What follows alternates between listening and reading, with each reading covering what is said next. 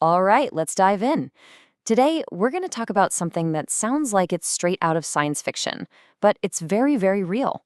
We're looking at the incredible and kind of surprising connection between quantum computing and the quest for the perfect electric vehicle battery. If you've ever even looked at buying an EV, you've bumped into the big questions, right?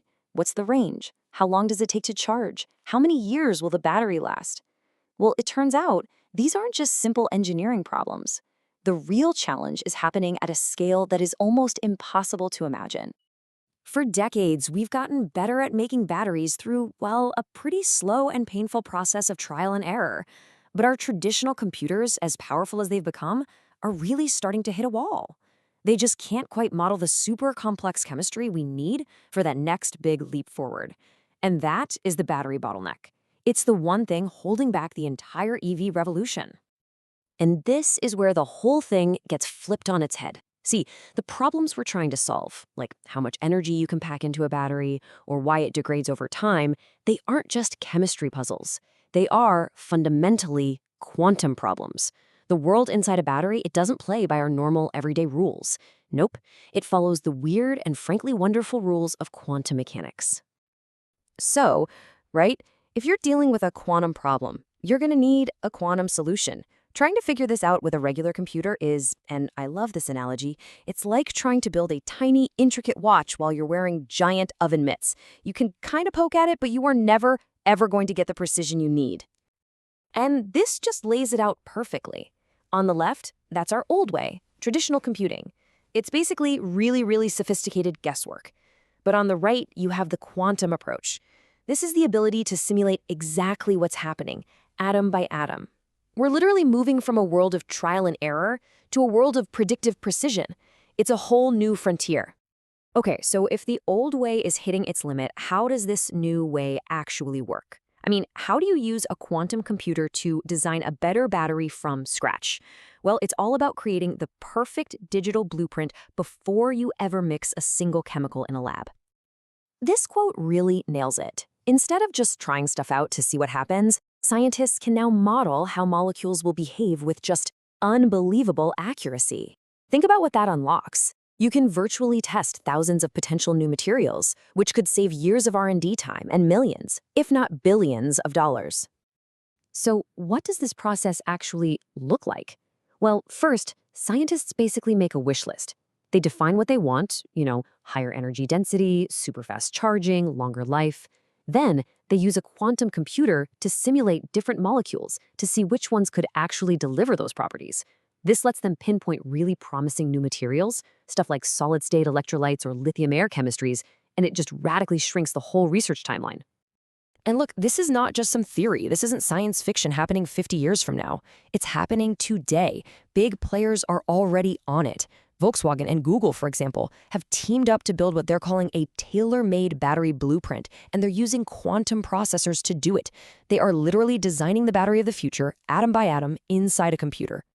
Now, as you can imagine, a technology this transformative has kicked off an incredibly high-stakes global competition. We're not just watching a tech trend, we're in the middle of a global race, not just to build these amazing machines, but to be the first to actually apply them to solve huge real-world problems. And that right there is the absolute key. The winner of this race won't necessarily be the country that builds the biggest, baddest quantum computer. It's going to be the one that figures out how to use this new kind of power to solve critical challenges, like energy storage, first. Over in the United States, the strategy is really being driven by these powerful public-private partnerships. You've got car makers like Hyundai working with quantum specialists like IonQ to simulate lithium compounds. You've got Ford teaming up with Quantinuum to model totally new materials. And the Department of Energy is sort of the glue holding it together, creating this nationwide ecosystem with research grants and lab support. Now, China already dominates the EV supply chain, and it sees quantum computing as the key to locking in that lead for the next generation.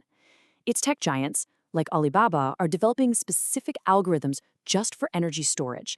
And this is all part of a huge state-backed mission to weave quantum technology right into their national strategy because they see it as absolutely essential for their future economic and supply chain security. Germany was a really early mover here, which makes sense given its incredible automotive heritage. That partnership between Volkswagen and Google was one of the first of its kind, a truly pioneering effort. And at the same time, you have their world-famous Fraunhofer Research Institutes focusing their brainpower on one of the biggest prizes in the whole field, cracking the code for a stable, high-performance solid-state battery. Japan is taking a really interesting kind of two-pronged approach. On the one hand, you have research centers like RIKEN exploring some really far-out theoretical ideas, like these exotic things called topological quantum batteries. But on the other hand, you have the University of Tokyo focused on the super practical side, working to connect these advanced computer models directly to tangible, real-world industrial improvements. And the race is truly, truly global. The UK has a whole thriving ecosystem of startups and university partnerships.